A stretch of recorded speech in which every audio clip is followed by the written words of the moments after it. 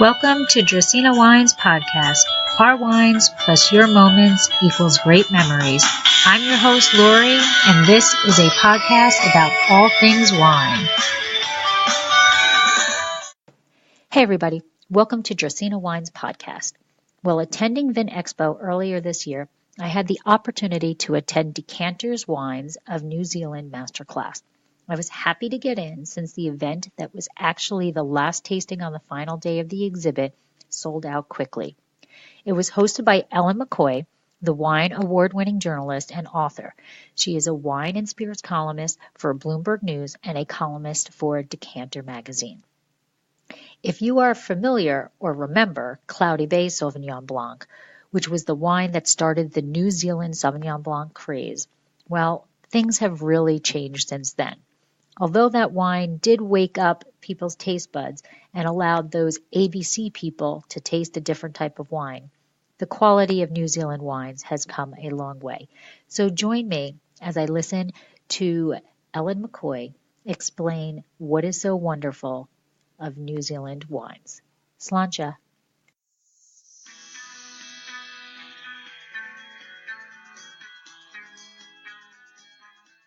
Hey, just wanted to welcome everyone on behalf of Decanter. Thank you for coming. I know it is the last seminar of the last day, so we appreciate you being here. My name is Dana Shapiro. I'm the North American consultant for Decanter. So today we're going to be tasting New Zealand winners from the Decanter World Wine Awards. The Decanter World Wine Awards is the largest and most influential global wine competition. We are actually just closing our 2019 World Wine Awards this week. And there is also a Decanter Asia World Wine Awards as well that focuses on how those wines are perceived in the Asian market. You will see on your seat, you should have all the detailed information with technical notes on all the wines. You will also have this little flyer, which is a discount offer for print publication Decanter, and then also Decanter Premium, which is online access to Decanter that also includes exclusive content and up to 1,000 wine reviews per month. So please take advantage of that if you'd like to. Now I would like to introduce you to Elin McCoy. Elin is an award-winning journalist and author and is the wine and spirits columnist for Bloomberg News and also writes for Decanter. And stay tuned for a book coming out soon on Sonoma. So without further ado. Thanks very much, Dana. Hi, everybody, and thank you for persevering at the end of the day. And your taste buds, I promise you, will be perked up. So thanks for being here. So first of all, I want to say a few things about the Decanter World Wine Awards and the whole idea of how we got these wines, where these wines came from. First of all, nearly 17,000 wines were judged in the 2018 competition.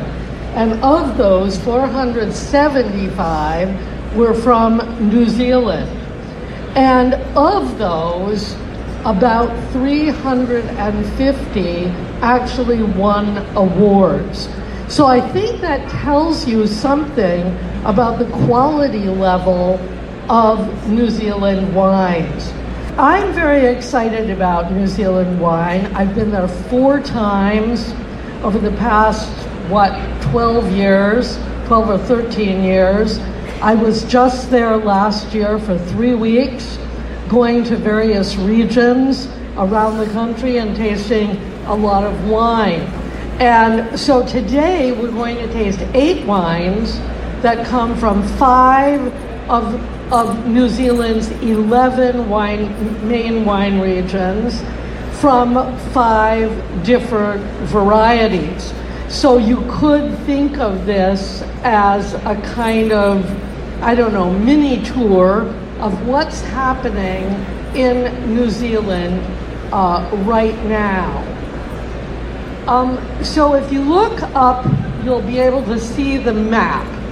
And I'm going to say a few words about New Zealand before we start actually tasting. And since it's the end of the day, you know, maybe you don't feel as obliged as I do as a professional to spit every mouthful. I'm not going to tell anyone if I see someone actually swallowing. So here's the thing about New Zealand. The Kickstarter, the reason we even started knowing about New Zealand was not because they just planted vines yesterday. They actually planted vines in the 19th century. And when Decanter was founded in 1975, however, the wine world looked very different, as we all know, but also New Zealand was like not even on the radar of people. That happened because of one wine, a Sauvignon Blanc from Cloudy Bay. And that winery, founded in 1985, suddenly, when the first Cloudy Bay Sauvignon Blanc was released, it somehow managed to go all over the world, and people are like astounded. This was like a new style of Sauvignon Blanc, the style that everybody sort of still thinks of as New Zealand Sauvignon Blanc, that grassy, in-your-face, anti-Chardonnay, you know, zing, zing, zing, zing, you know, wake up your taste buds. So that really, suddenly people said, wow, New Zealand. And I think that how many people here have been to New Zealand? So you know how absolutely phenomenally beautiful it is. And how full of surprises. I think that what you need to think about really is that the surprises start with the country itself. And if you're looking at the map, if you don't know, there are two islands, a North Island and a South Island. And I think it's big enough that you can see where various regions are, but I'll be reiterating that. So the surprises in New Zealand start really with the country itself. And it's a place, I think, and you know, people who have been there, it's a place that you actually feel like the earth is changing right beneath your feet. There are these incredible gorges with, you know, water that's so clear, it looks like, I don't know, you could just start drinking it. And the mountains seem very raw, as though they were just pushed up by an earthquake 2 weeks ago. You feel that force of nature, and the vines have become part of that force of nature, so that they're hugging the slopes of these steep peaks, and they're sitting above these pristine lakes, and they're next to these rocky gorges. And everywhere the sky, and you'll see in some of the photos as we go along, it seems so clear with these gorgeous, gorgeous clouds. It feels like the wind has come from far away and just cleaned everything up. So I think that when we think about New Zealand, it sort of is very interesting how when people are asked 3 words for New Zealand wine, it's clean, green, Sauvignon Blanc. And the clean and green is also reflected in a surprising sustainability program, which just about every winery in New Zealand is a part of. So wine tourism is booming, wineries are adding restaurants, and here's a startling fact. by 2021, New Zealand is predicted to be the number 4 wine exporting region to the US, just behind France, Italy, and I forgot the third one. So you think to yourself, how is this possible for a country that makes barely 1% of the world's wines? That seems really, does that seem surprising to you? I mean, it sure does to me. And exports are growing by 24% a year. And that has been growing for 23 years without a break. So more New Zealand wine is in your future. So let's talk about Sauvignon Blanc. One of the big changes I see is that Sauvignon Blanc is not just one thing anymore. There's more than that zingy, grassy taste. And the second big change is that it isn't just Sauvignon Blanc anymore. The next big thing is New Zealand Pinot Noir, and there are a lot of other grape varieties that are planted too. And as I said, there are 11 main regions, and on both the North Island and the South Island, and most of them are on the eastern side of New Zealand in both the North and South Islands. This is because you see the mountains that are running down the center of both islands. Okay, the wind comes across and it stops at those mountains. And that's why just about all the wine regions are on the other side of it. They are protected. And now there are about 700 wineries in New Zealand, and the vast majority of them are small, sort of boutique-y things, sort of boutique-y, recent startups, etc. And all the wineries are close to the ocean, except down in central Otago, which you can see is in the South Island, sort of in the middle. It's marked on the map. Heat waves are rare, though I have to say, when I was there in last January in central Otago, there was a major heat wave, which I was not expecting. The temperatures were about 90 degrees, and I discovered that no one in central Otago at any hotel has air conditioning. Everyone was kind of dying. They aren't used to that. The other thing you notice, however, about New Zealand is the light.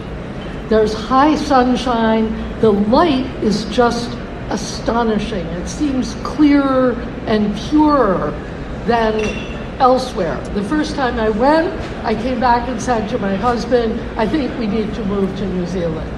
He was not enthused, but then he hadn't been. So let's start out by tasting the first wine, because we have 8 of them, and we're starting with Sauvignon Blanc just as a kind of reference point. And we're tasting 2 Sauvignon Blancs. And the reason, this is the first one. It's from a region called Wairarapa. This is the problem New Zealand has. No one really knows how to pronounce the Maori names of some of these regions.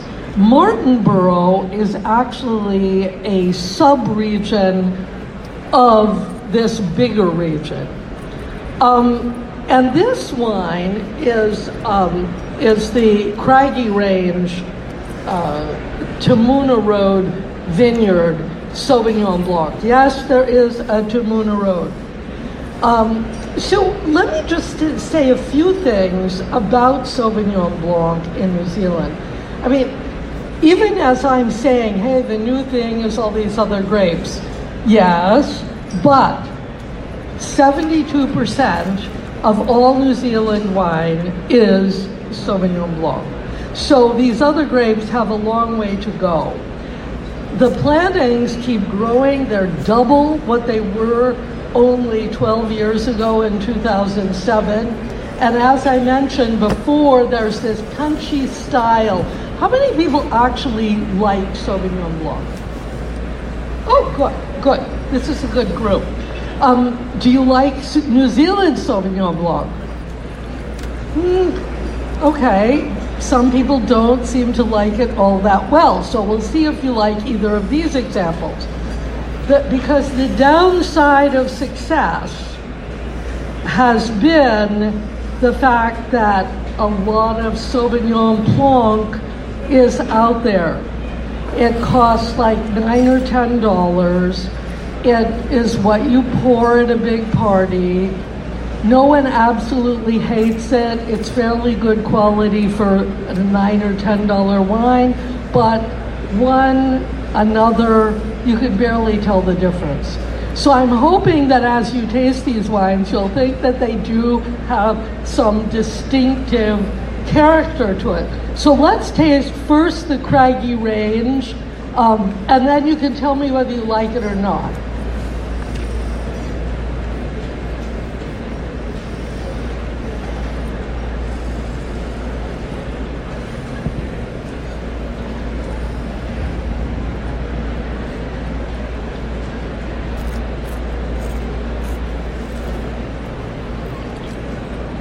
So how many people like this wine? Okay, pretty good. Well, I like this wine too. I think it's got a lot of freshness. It's got some nice sort of stone fruit aromas, and it's zippy, but it has this length to it. And it seems to have more body and less of that acidity that's just like waking you up and making you feel like, you've just been hit with lightning or something. So I want to tell you one funny thing about this winery, Craggy Range, and their Sauvignon Blanc. The fact is, about, 7 or 8 years ago, there was a blind tasting at Per Se restaurant in New York of a whole bunch of Sauvignon Blancs from New Zealand. And it was put on by Craggy Range, and I thought they were pretty brave to do this. Because when we all rated these, I guess it was 11 or 12 Sauvignon Blancs, Craggy Range came in dead last. And so, but they weren't upset at all because they cleared away all the glasses. They brought out a whole new set of glasses and a different pouring order, and they gave us some food. And with food, Craggy Range came out as the number one Sauvignon Blanc in this tasting. And it really surprised everybody at this tasting. We were all stunned by the fact that it could seem so different when you had it with food. And as the winemaker at the time said, I don't make wine to stand out in a tasting, I make it to go with food. And that was a perfect example. And I think this wine is showing you that kind of character. So I just want to say a few things about this wine, and if anybody, please, if you have a question in the middle of it, put up your hand. I'm happy to answer questions. So, first of all, Tamuna Road is an actual road, and Tamuna means secret place in Maori. It's just a few miles from the actual town of Martinborough.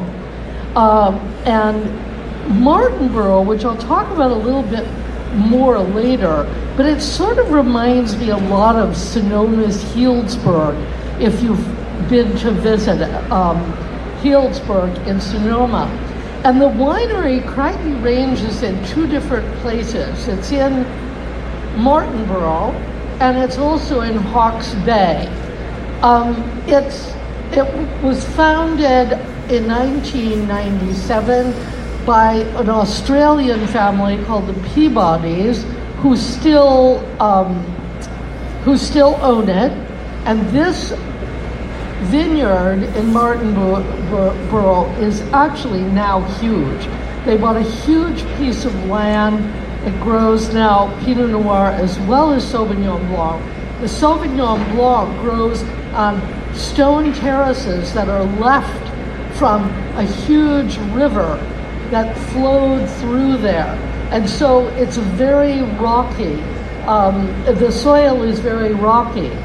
And really, Martinborough is a very compact region. And if you look, I can go back to the map, but if you can just imagine the map in your mind, and you think of the North Island and the very southeast tip of that island across the straits from Marlborough, that is where Martinborough is. And it really has a different kind of character. It's very cool, and it's even into Moona Road is cooler than Martinborough itself, and it's harvested about a week later. Now, this is fermented, and I'm bringing this up because we're going to compare it to the next Sauvignon Blanc, which is made in a different way. So this one is fermented in three different ways: in stainless, in huge oak cuves, French oak cuves, and also in French barriques. And so it's then aged in French barriques for 4 months, and only a tiny percentage, of course, is new oak. So think about that when you taste number 2, which we can taste right now, and tell me if you see a real difference in number 2. Let's taste it. So how many people like this one? Okay, we have a lot of people who like it, some who haven't raised their hand. Do you taste the difference in this one from the previous one?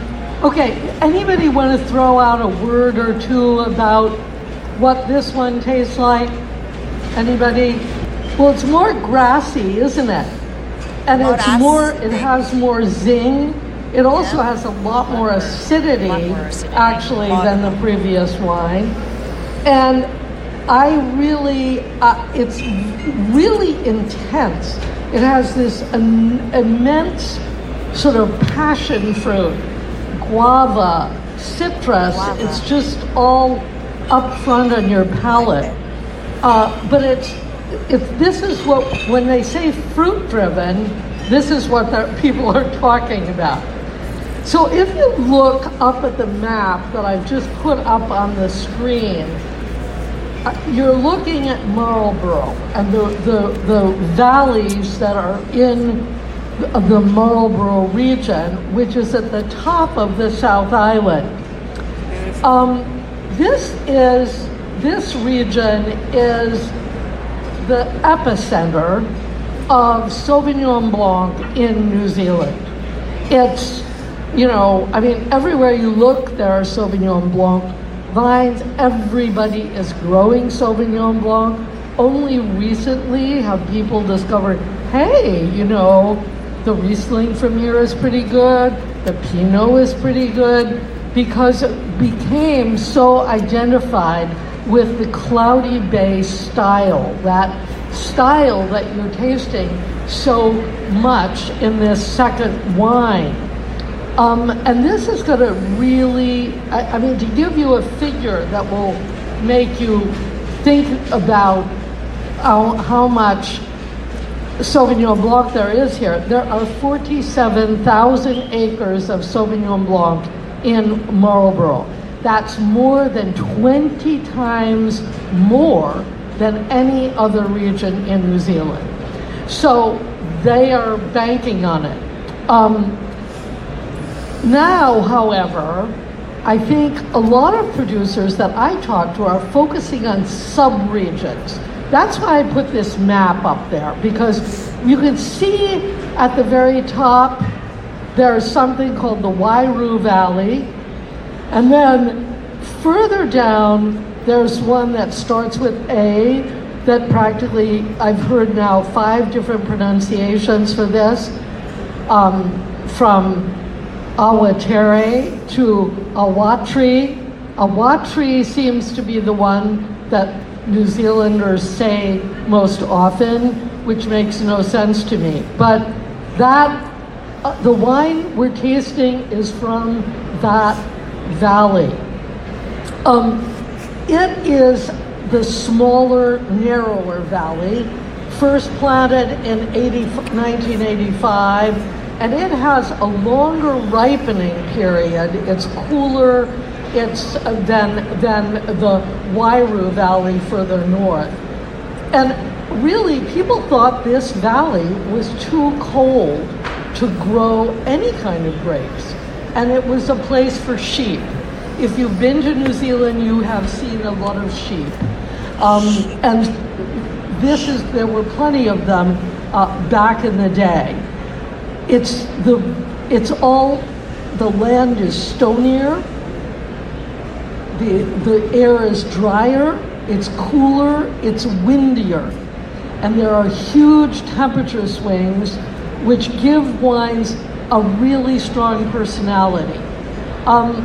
And deep rocky soil, and about this particular winery has about 196 acres. To get this freshness, this zing, they even harvest at night in an already cool region. And I'm gonna just put the wine up. It's fermented only in stainless steel, and it's cold fermented, which means they're keeping it as cold as possible to keep all that fruit in the wine. This actually, you probably wouldn't guess it, but it has a teeny bit of residual sugar in it.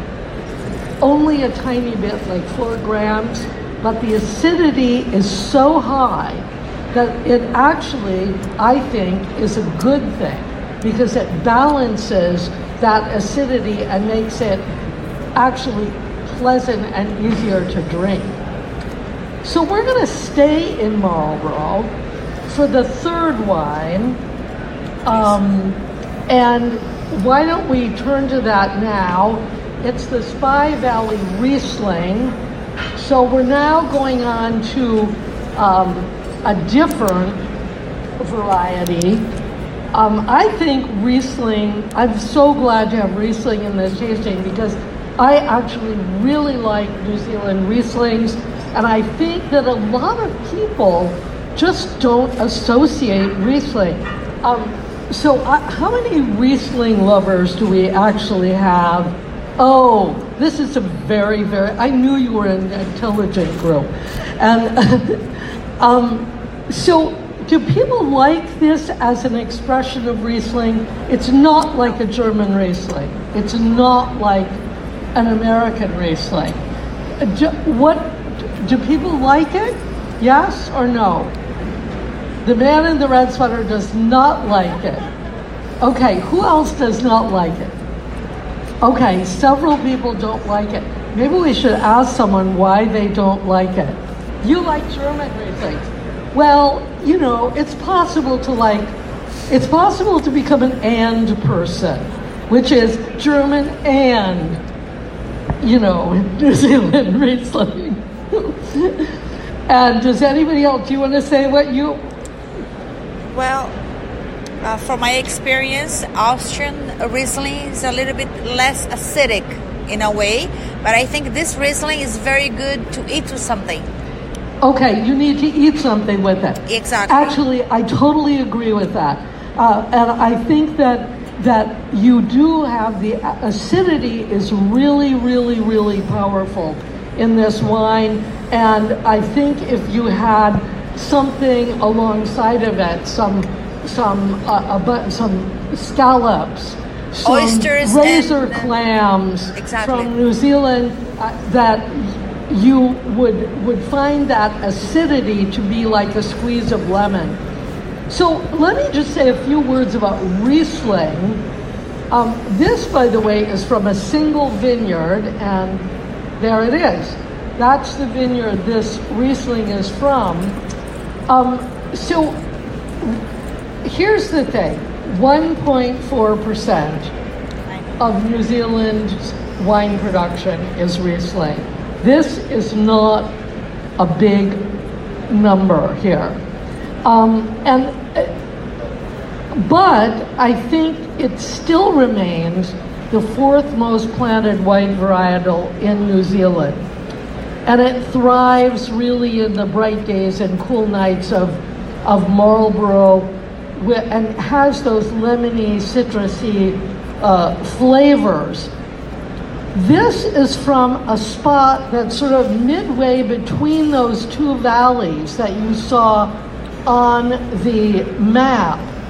And the winery was founded in the 1990s by the Johnson family, and that vineyard you're looking at is called the Johnson Vineyard.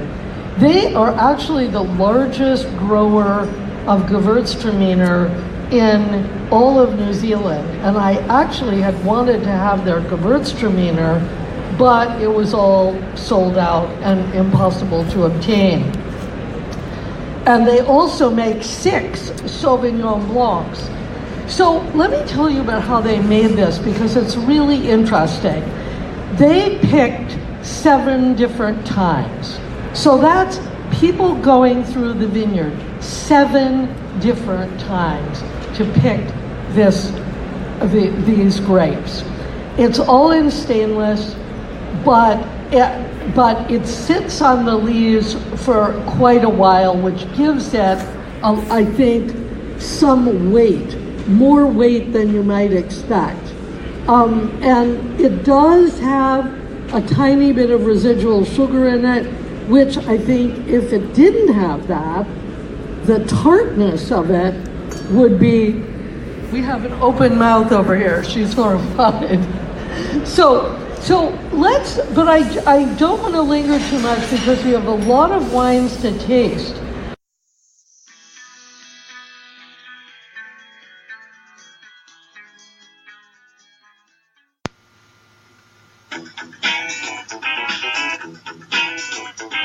Did you know that Dracaena Wines now has a wine club? We named it the Chalk Club. Draco is on our label, but Vegas was getting a little jealous, so we decided he deserved to be our club spokesdog. In Las Vegas, betting chalk means that you are betting on all of the favorites. We are betting that we are one of your favorite wineries, so we thought the name was apropos. The club is simple, yet a bit different than most. When you wager on us, we will ship you 3 bottles of wine twice a year, once in April and once in September. You can choose all red or mix of red and rosé. You immediately receive 15% off of all your wine purchases throughout the year, but what makes our club stand out is the progressive discount.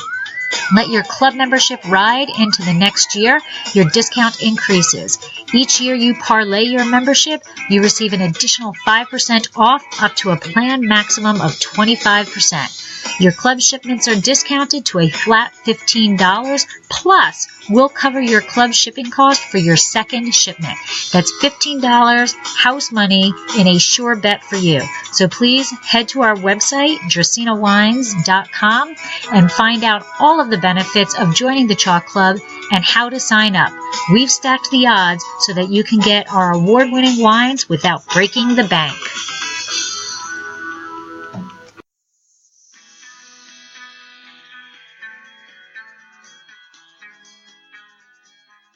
And so let's move on to number 4, which is the Chardonnay. And the reason it's called Vidal El Legado Legacy Range Chardonnay, this is a huge mouthful. It's a little confusing. They can't use the name Vidal or Vidal Estate in the U.S. In the rest of the world, it's Vidal Estate. Here in the U.S., it's El Legado. It's a trademark issue But that's why the two names are up there. So let's just taste this and see what people think of Chardonnay from New Zealand. So are people liking this? Yep. Yes. Why are they calling it Eldorado? You know, this is a really good question, and I don't know the answer to this. I'm sorry. In fact, I had known it in New Zealand as Vidal Estate, and I was really surprised when I found out that the one when I found out that it had a different name in the U.S. I had no idea because I tasted it in New Zealand where it's called Vidal Estate. And I don't actually know where they got the name. But this is a good question, and I am embarrassed I don't know the answer. You taste the concentration. The interesting thing about this wine to me is that it has a certain lightness at the same time it has concentration. It has citrus, but it also has some kind of nutty notes in it, and it has a kind of flinty character, but it's not like, cutting edge like a Chablis. It's kind of it's an interesting mixture to me, and it has that brightness that you seem to always get in white wines from New Zealand. So Chardonnay is grown in every single wine region in New Zealand. But still, it's only about 7% of New Zealand's wine. Hawke's Bay, I don't know, I won't go back, but in the North Island, you know where Martinborough was. Above that, right around Napier, the most perfect Art Deco city in the world, this is true, is Hawke's Bay. And it's got a warmer climate, it's got a very long growing season. The climate is sort of midway between Burgundy and Bordeaux, and it has a lot of different kinds of soil, so you can get a lot of different expressions of Chardonnay there. Chardonnay is the flagship white in Hawke's Bay. There's a wide range of styles. Vines were actually planted in the mid-19th century, and really this region is known for Cabernet and Merlot. This particular wine was harvested early. They do whole cluster pressing. This is what the Chardonnay grapes look like, and this is what the vineyard looks like. They do barrel fermentation, but I don't think it seems overdone, even though 43% of the barriques are new. And so this also has very high acidity. It has almost as high acidity as this second Sauvignon Blanc. So let's move on to the next big thing, which is Pinot Noir. And we're looking at a map right here of the area where the first wine comes from, Central Otago. And you can see how mountainous it looked. Okay, so Pinot Noir, the next big thing from New Zealand. When I was there, I sampled examples of Pinot from 5 different regions, and they were all quite different. We're tasting from 2 regions, from Central Otago and then from Martinborough, and both of them have a certain amount of lush fruit, but they're quite different, and they have a lot more sophistication than Pinots in New Zealand had even, 7 or 8 years ago.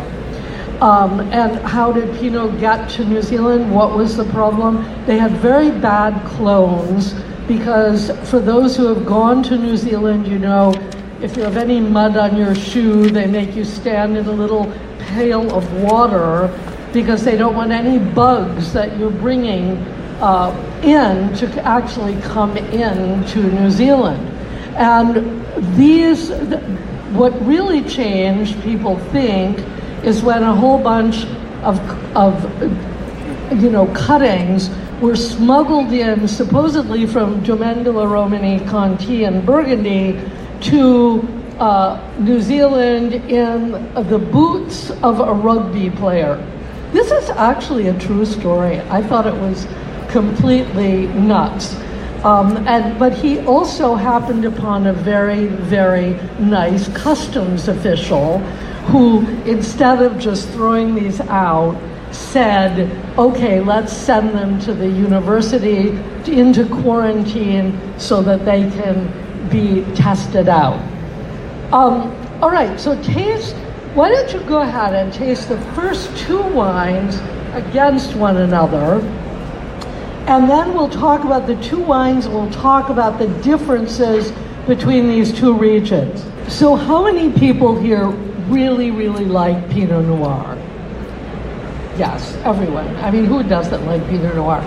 How many people are convinced that it's possible to get really interesting Pinot Noir that didn't come from Burgundy? Oh, see, you're already enlightened. So I think that from my perspective, these are two quite different Pinot Noirs, but they're both really interesting examples. As you can see from the slide that's up now, the first wine, the Serres wine, the composition Pinot Noir from Central Otago, won Best in Show for Decanter's World Wine Awards and in 2018. And how many people like this wine? Yeah, I mean, I totally agree. I think this is a really delicious wine. I mean, it's got sort of aromas of berries and spice, and I pick up a whole thing of wild roses in it that to me is just really compelling. And the flavors have that kind of berryish, lots of energy, and these super, super fine tannins. And this is coming out of a dramatic landscape that is, gorgeous, rocky mountains, and a very short history of growing Pinot Noir. And keep in mind, this is where bungee jumping was invented. I don't know whether they had drunk a lot of Pinot Noir before doing that. I have never done it.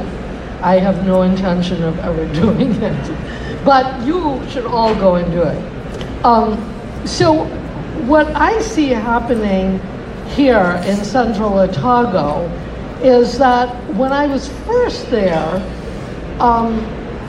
the Pinots were sort of like attractive teenagers.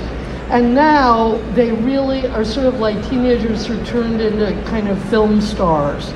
I mean, they've got a lot more finesse. And this, you can almost taste the whole beauty of the region when you sip the wine.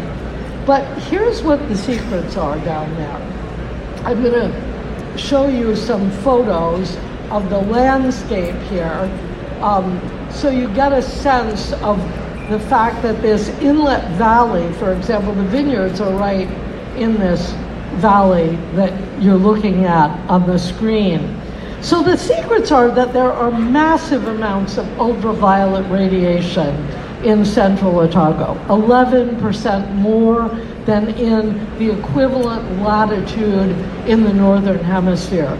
And there are also these crazy sort of diurnal shifts from, it can be 80 degrees in the day and it can have frost at night. So that's a huge range, and that sort of tends to really affect the quality of the wines. It's very mountainous, and this now, just as in Marlborough, people are looking to regions. They're looking to smaller areas within the bigger Central Otago region. This is from Bannockburn, the warmest area, and it's really been sort of made slightly famous by the fact that actor Sam Neill has a vineyard there, and called Two Paddocks, and they're making really good wine. They are not celebrity, the sort of boring celebrity wines. 3/4 of all the vineyards in central Otago are planted to Pinot Noir. And they have a very short season. It's hot days, cool nights, and this Sarah's wines, their first wines were only in 2005, and it's a family from South Africa. A lot of South Africans in New Zealand. And the grapes come from 2 vineyards. And if you look here, there's a terrace. You can't really see it in this photo, but there are vines literally growing on the hillsides of this inlet. 2015 was a cool vintage, and I think you got a beautiful sort of perfume out of it, beautiful aromas from that cool vintage, which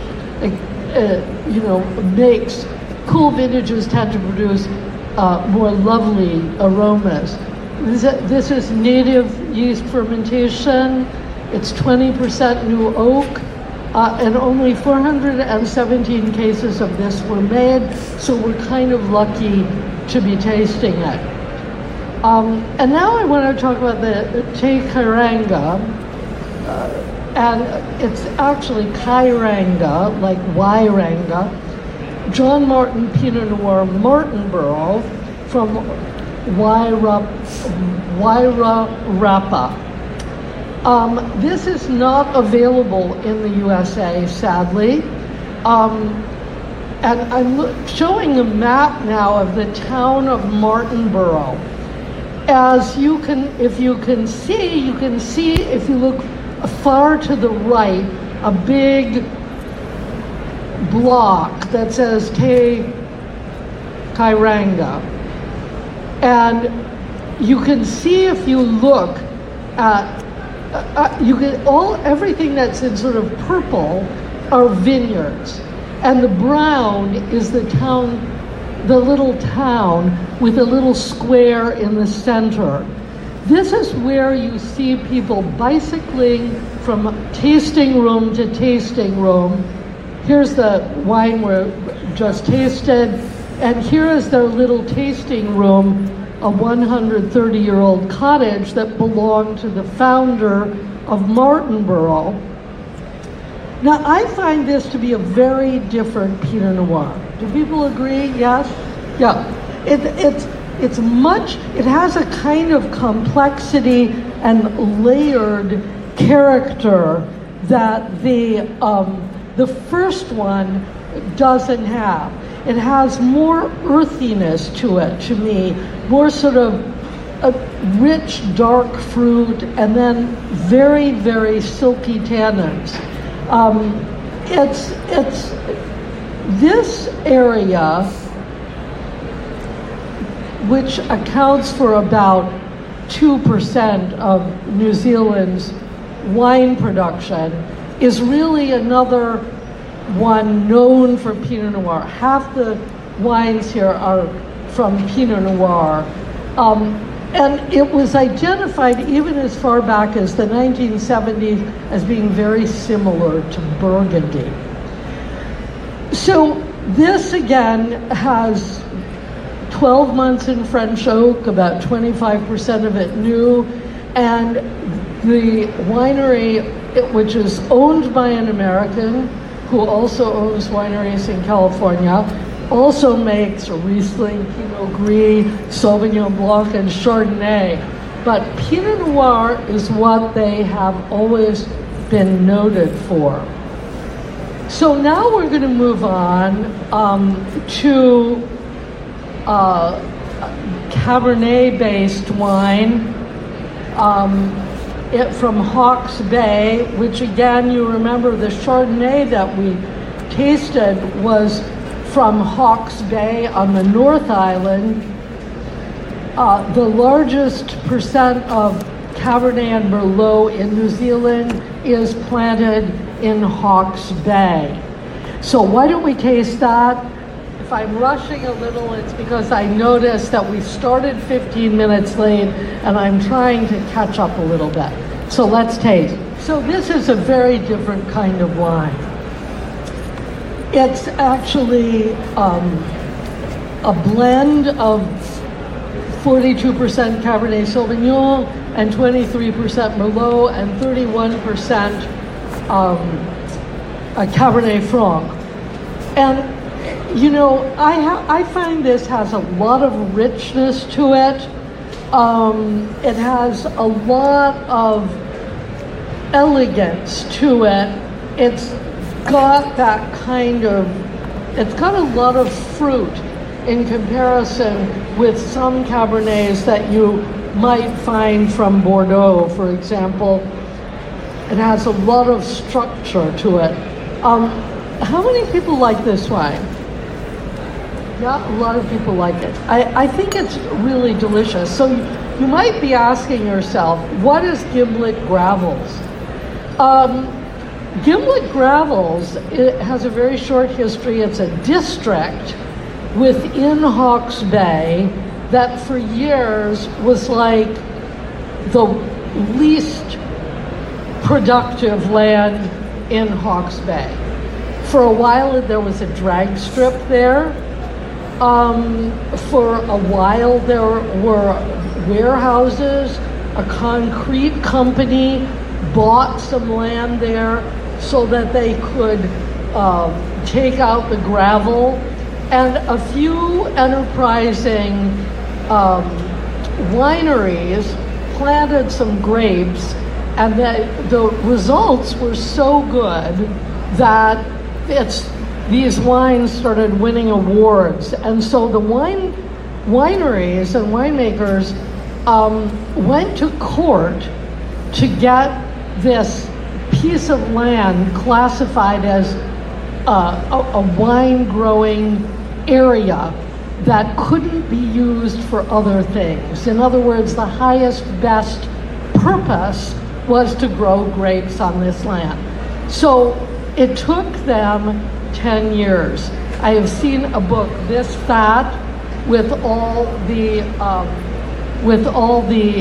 various cases that were taken to court, on and on and on. I think the guy who is in charge of the efforts really wanted me to see how thick this book of all these pieces of paper was.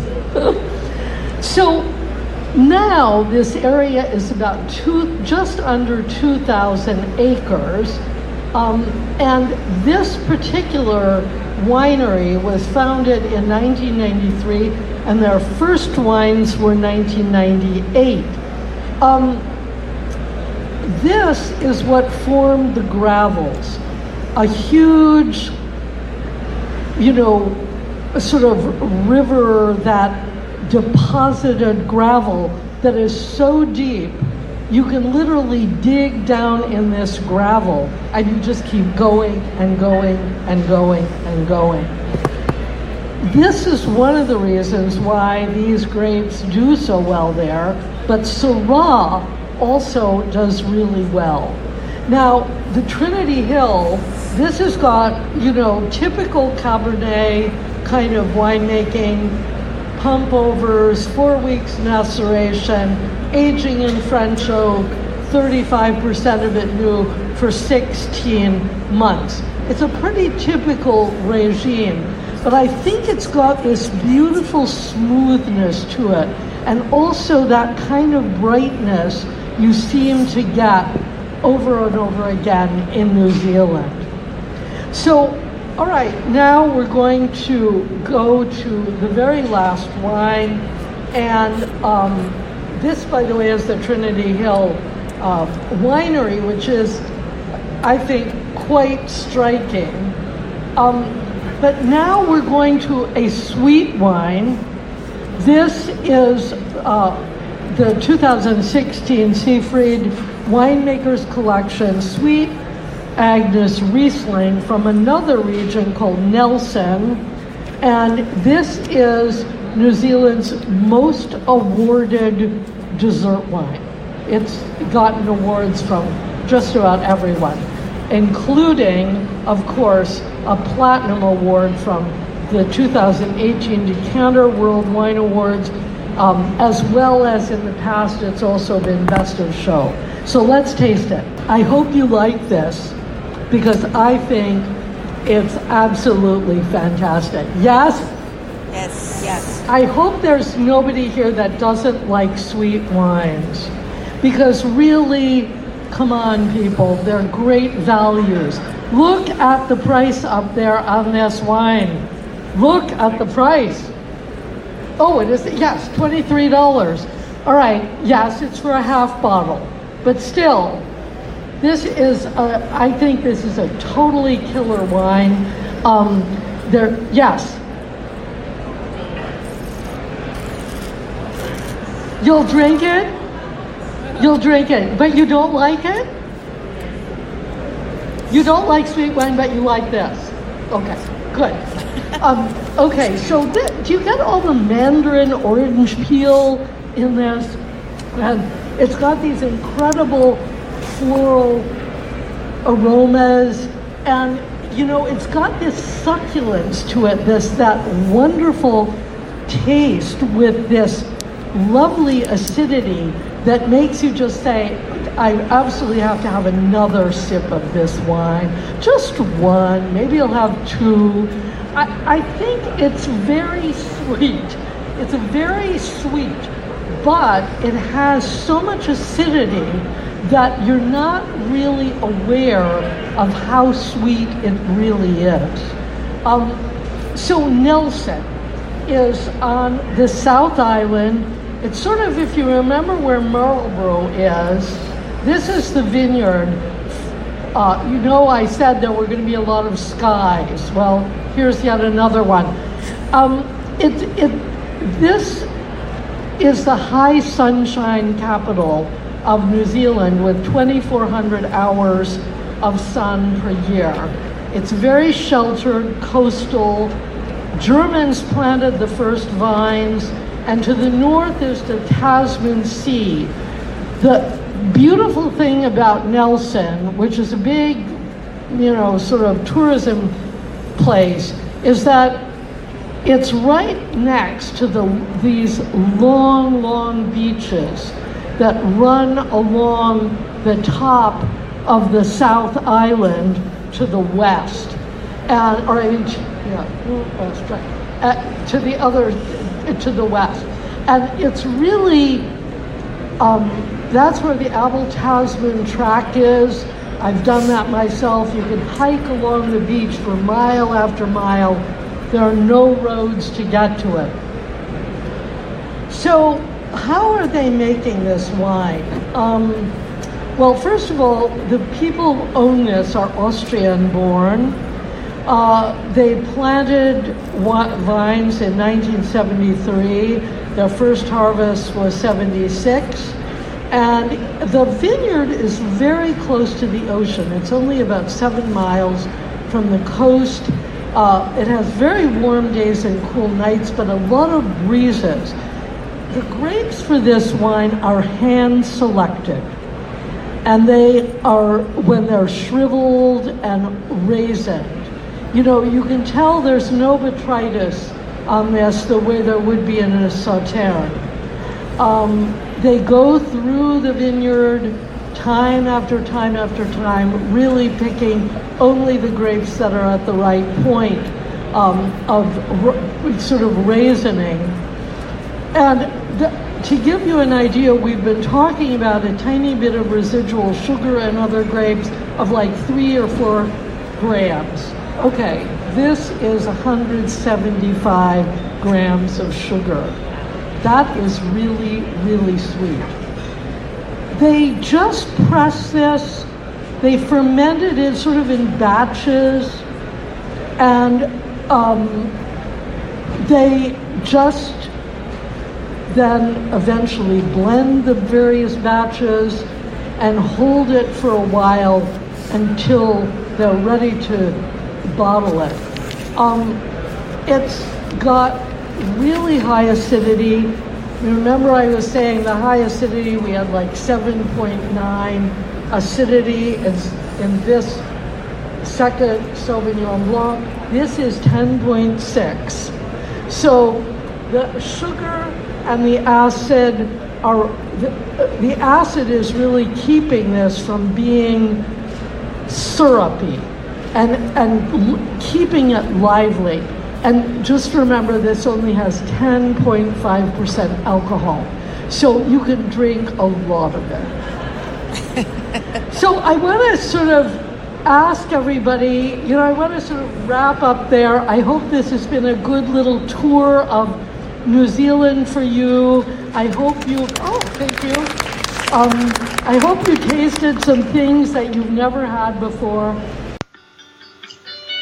Thanks for listening to Dracaena Wines podcast. If you have suggestions on what topics you would like us to discuss, please reach out to us on social media. You can find us on Twitter, Instagram, Pinterest, YouTube, Facebook, Snapchat, Google, and Periscope as @Dracaena Wines. I am also on LinkedIn as Lori Hoyt Budd, or email us at dracaenawines.com. If you enjoyed our podcast, please subscribe and leave us a review on your favorite podcast catcher to help others find us more easily. We are found on all of your favorite aggregators. To subscribe easily to iTunes, go to bit.ly/Dracaena podcast. That's bit.ly/Dracaena podcast. And that's a capital D for Dracaena and capital P for podcast. Please check out our award-winning wines and find out about our wine club at dracaenawines.com. And remember to always pursue your passion. Sláinte!